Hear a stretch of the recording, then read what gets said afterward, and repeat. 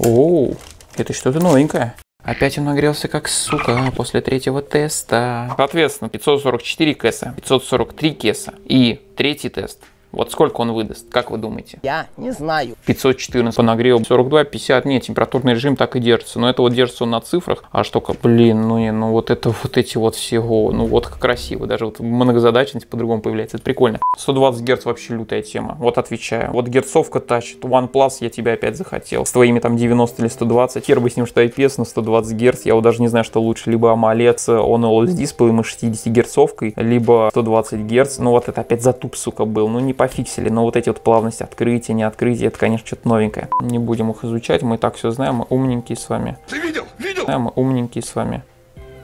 О, не, ну это, я говорю, они что-то тут сделали прям, ну что это стало очень прикольней. Класс, класс. Не, в натуре класс.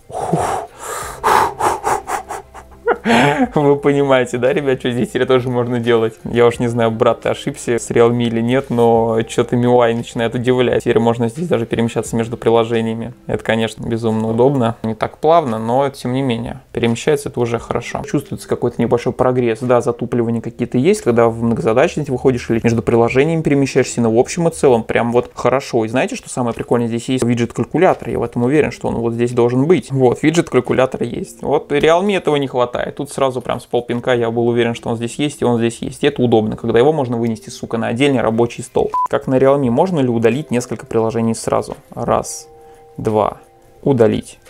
Отлично. Кстати, здесь есть скриншот вот так вот. Как выделили необходимую область и отправили человеку. Это мега удобно. Вот это вот нужно к этому прислушаться, всем остальным производить. Нет, такой радости здесь не завезли. До этого доросла только Realme UI. Короче, ребят, итог какой? Итоги такие, что мне на все похуй. За 15,5, кто успел отхватить на старте продаж, это аппаратот лютый красавчик. Вот я очень пожалел, что я не отхватил за 15,5 косарей. Ой. До окончания один день, надеюсь, завалится еще. Промокод 20X3 Pro минус 1,5, ёптай. Доказывайте, потом будете как планы писать. Ой, а ты молодец, купил за 20. Так ой, сидите, дрочите, заказывайте. Потому что за эти бабки это устройство прям, ну, всех кладет на лопатки, в том числе и меня, несмотря на то, что я занимаюсь борьбой. Сканер отпечатка работает огонь. Механика есть механика. Вот это вот сканер, вот это вот я понимаю. Вот это уровень. Давайте посмотрим, какой работает аппарат стабильный в плане двойного касания. 1-0. 2-0. Хотя вот... Сколько тут касаний нужно сделать? Посчитайте. О, 3-1. 4-2. Вот тут загорелся он OLED дисплей, и теперь нажимаем. 5-3. 6-4. Ну а вот теперь по сканеру давайте посмотрим. Насколько же легче Realme, елки-палки. Не, по посадке, если особенно носить без чехла, Realme это небо и земля. 176 грамм против 215. И потоньше аппарат. Тут это несравнимо. Но по градиенту это тоже соска. И тот соска, и этот соска. Какой вам больше нравится? Секс? Какой секс-то, а? Какой секс? Ну, оба хороши, но полегче, тактильно, приятней. На Realme, посмотрите, насколько толще пока, насколько он здоровее, насколько он мужицкий. Убить можно, блядь, кирпич. Грани по бокам у Realme поменьше, поприятней смотрится. Ну и вообще, вот эта черная окантовка на Poco X3 смотрится как-то более грубо. На подбородок поменьше, у Poco это тоже сразу бросается в глаза. Разговорный динамик они пофиксили, молодцы, теперь им можно играться, он не живет своей жизнью, это тоже чудесно. Ну, вот, кстати, вот даже ползунок громкости работает очень быстро. Но, сука, запись разговоров теперь она уведомляет собеседника, но это вообще неудобняк, она теряет всякий смысл, это просто бездарное говно. Че, слышал, нет? Запись вызова окончена. Блядь, ну дебилизм, а вот нахера такая функция нужна, если нельзя воспользоваться без палева? Начата запись вызова. Нормально меня вот так вот сейчас слышишь? Камера 48 мегапикселей, я пока особо ее не раскурил. Освещу в следующем обзоре, там проведу, наверное, еще сравнение с Realme 8 Pro. Ну так, навскидку, в принципе, нормально. Настройки. Водяной знак отключаем, подсказки в реальном времени, все это отключаем. Качество у нас высокое, самое наивысшее. Фокус и снимок, долгое нажатие, настройки. В общем, это понятно. Видеочасть. Сразу вижу, что стоит 720-30 кадров в секунду, 4К 30 FPS. Хотя вот этот процессор 860, он может поддерживать 8К до 60 кадров в секунду, чтобы вы понимали, но, увы, здесь максимум только 4К 30 FPS. 0.6X, двукратный, а трехкратного и пятикратного нету, как на Realme 8 Pro. Фото. Все отлично. По размеру 3.09. Если мы делаем снимок в 48 мегапикселей, включаем 48 мегапикселей режим, ультра, будет ли какие-нибудь существенные различия? Ну, может быть, почетче, но это так, знаете, на скорый глаз. 3.08, а здесь 11. В 3 раза больше размер фотки. Но это не 58 мегабайт, я вам скажу. 20 мегапикселей, искусственный интеллект, все дела, пленочка на экране. Глазочек тоже достаточно, ну, не миниатюрный, но приемлемый. Вот так вот. Какая отвратительная рожа. Ну, нормально, нормально. Селфач можно сделать прям с кайфом. 4.39, даже больше, чем на основную. Также можно 48 мегапикселей отсюда включить и вот так вот сфоткать. Что-то вообще цветов нету, какая-то муть. Рожа желтая, как будто у меня какая-то ветрянка. А весь херово тучи 12.07. Говно какое-то. Автофокус порадовал. Вот, смотрите, раз. Потом резко моя нога. Потом резко сюда. Потом резко нога. Потом резко сюда, потом резко нога, потом резко сюда, резко нога, автофокус наивысший. Можно сделать даже и фотку. В момент записи видео это тоже хорошо. Можно увеличить чехол, который вон там он валяется. Увеличивает, кстати, очень медленно. Что-то как-то вообще тупо не челу ловит. Он нагрелся. Сука, он нагрелся. Вот, смотрите, раз. Потом резко нога. Микрофон пишет хорошо. Потом резко сюда, потом резко нога. Гироскоп. Резко сюда, потом резко нога. Потом резко сюда, резко нога. Нормально, микрофон пишет прям хорошо, мне нравится. Что касается гироскопа, что-то он как-то слишком активно себя ведет, мне это не очень нравится. Нету такой херни, кто-то мне там писал, что можно в MIUI так делать. Ага, нельзя так в MIUI делать, он не предлагает вам в уголке автоматически перевернуть ориентацию экрана, не предлагает. Микрофон пишет тоже приемлемо. Snapdragon 860 прям вот реально огнище, но огнище и в плане производительности, в связке со 120 герцами, в связке с MIUI 12 вот этими вот обновлениями прям очень хорошо. Но огнище он в плане еще тепловыделения и нагрева. Если будете играть, потреблять и использовать как игровую станцию, то, конечно, будет нагреваться прям дай боже.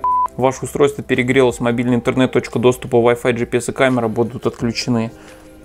Но он теплый. Я не сказал бы, что он горячий, но он теплый. Он просто отключил все модули и... Да и все, и похуй. Ну, в авиарежим, кстати, не перевел. Сеть меня ловит, что странно. Но сообщение такое вылетело, это такое впервые заметил, чтобы при тесте Antutu вылетало такое сообщение. Ну да, нагревается он как моя сковородка, когда я делаю яичницу себе на ужин. Это, конечно, жестко. Если еще без чехла будете гонять, вообще труба будет, отвечаю. Все-таки 667. Хорошо, когда большая диагональ. Удобно. Нужда в планшете полностью может отпасть. Если у вас какой-нибудь еще iPhone там 12 Pro Max с такого же дюймажа, то прям миника на... Ядрить, колотить, вот это мощный 544, у меня только iPhone 12 mini плюс-минус те же цифры набирал. Температуру, кстати, нормально держит, вот на 5 повысилась, конечно, но в общем и целом в адекватных пределах и рамках. Еще один тест. Блядь, но он нагревается вообще жесткач. Короче, в холодные зимние вечера вы не замерзнете, если у вас будет Poco X3 Pro. Ну реально, прям не только возле модуля камеры греется, он греется по всему вот этому вот тут. Ну так, конечно, я уверен, аккумулятор будет держать просто от башка. Контент потреблять одно удовольствие.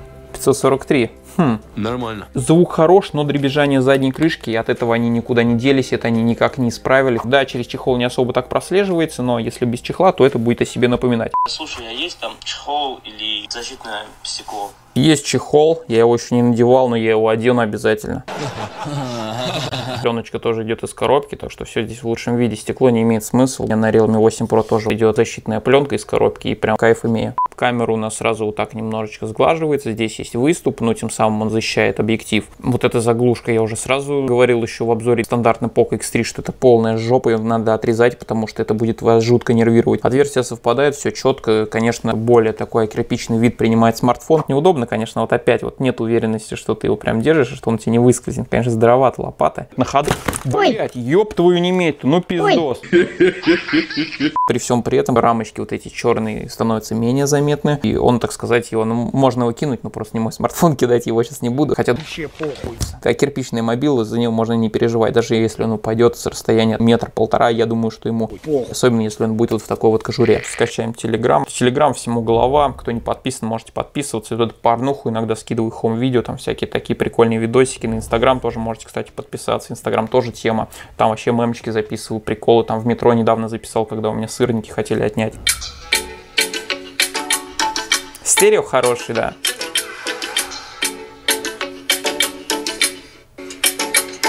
Звук классный, звук чистый, звук объемный, и из разговорного, и из внешнего динамика, но на задней крышке это вся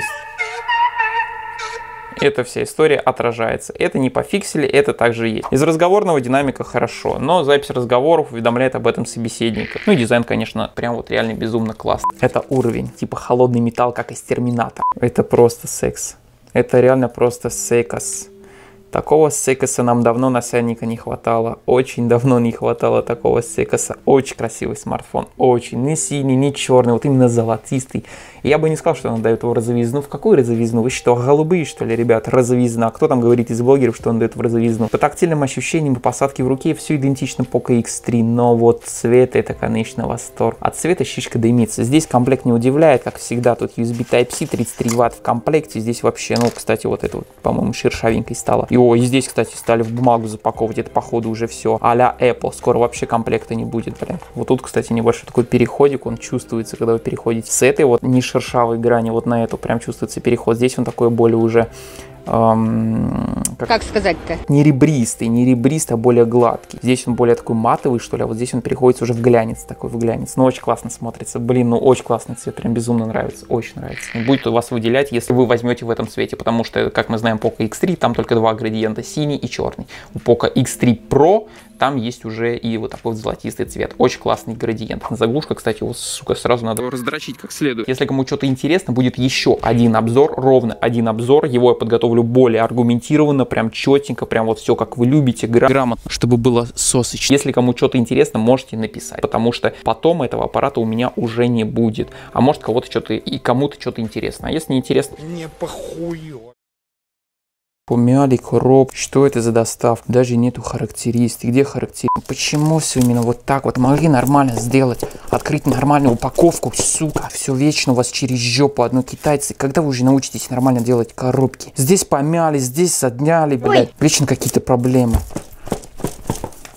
Опять все, сука. Ну давай, не разочаруй меня, малыш. А то я буду вынужден позвать друга Валеру на помощь. О, блядь. Подобие Realme. Welcome to the Poco Family. Воровать нехорошо, вам говорили это. Так, сразу чехол есть. О, ни хрена, тут даже теперь яблочки нам поклеивали. Poco на ноутбук, на телефон, на туалет, на дверцу туалета, на машину, на раковину. Везде можете приклеить. Ну и чехольчик. Хороший, силиконовый такой. Опять, сука, заглушка. Это, мать ее, вырезать ее сразу надо отсюда. Бесит она меня.